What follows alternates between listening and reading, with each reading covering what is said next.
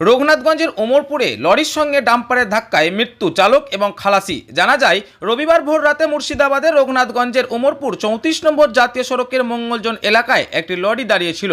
দাঁড়িয়ে থাকা লরিকে পেছন থেকে ধাক্কা মারে একটি ডাম্পার, যার ফলে উল্টে যায় ডাম্পারটি। ঘটনাস্থলে মৃত্যু হয় ডাম্পারের চালক এবং খালাসির। এখনও পর্যন্ত চালক এবং খালাসির নাম পরিচয় জানা যায়নি। দুর্ঘটনার ফলে কিছুক্ষণের জন্য যান চলাচল স্তব্ধ হয়ে পড়ে 34 নম্বর জাতীয় সড়কে। তড়িঘড়ি ছুটে যায় রঘুনাথগঞ্জ থানার পুলিশ গিয়ে রাস্তা থেকে লরি এবং ডাম্পার দুটিকে অন্যত্রে সরিয়ে নিয়ে যায়। তারপরেই পুলিশের তৎপরতায় যান চলাচল স্বাভাবিক হয়।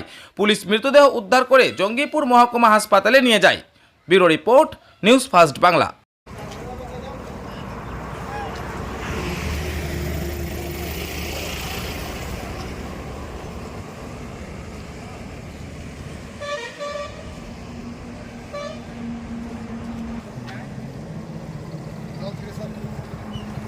আমার তো বাবা ঘুরতে গেছে।